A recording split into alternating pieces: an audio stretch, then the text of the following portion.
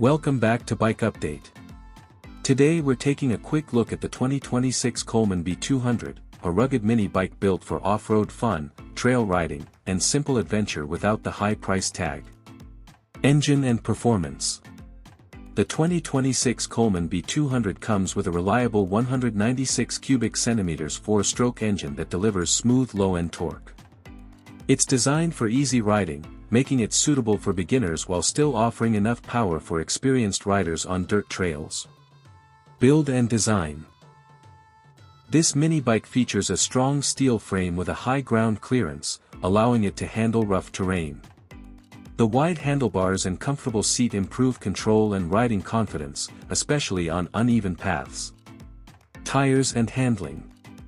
Equipped with fat off-road tires, the B200 offers excellent grip on sand, dirt, and gravel. The tire setup enhances stability and helps absorb bumps for a more controlled ride. Braking and safety.